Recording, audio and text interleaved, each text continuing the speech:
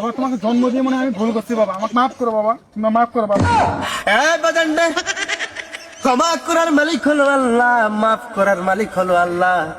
আর আপনি এটা কেমন কথা বললেন? আপনি হচ্ছেন পিতার আসনে বসা এক মানুষ, সম্মানিত জায়গার সম্মানিত মানুষ।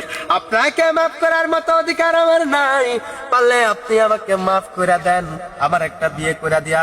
এত কইরা অনুরোধ বিনোরোধ করি, এত কইরা বাজানডে আপনার পায়ের তলায় ছায়া তলে আশ্রয় নিয়ে আপনাকে বোঝানোর চেষ্টা করেছি, তারপরে আপনি কথা শুনেন না।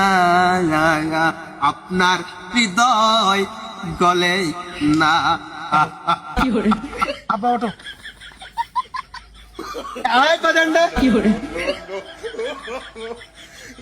আব্বা জান, আমাকে বিয়ে করে দেন, আর আমি কিছু বলতে চাই না। বিয়ে দেবো বাবা দেবো, ধৈর্য ধরতে হবে তো। আর ধৈর্য ধরতে পারবো না। তুমি একটু কাজ কাম শেখো, ভালো করে রোজগার করো।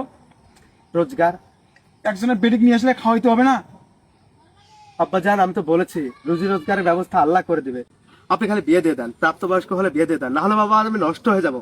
আয় বাবা, আমি যদি পরক্রিয়া করি, আমি যদি কোনো মেয়ের পিছনে ঘোরাঘুরি করে নিজের জীবনটাকে নষ্ট করি, এই জীবনটাকে আমি খারাপ পথে নিয়ে যাই, ধাবিত করি, তাহলে সেটার জন্য সর্বপ্রথম গুনাহগার হবেন আপনি।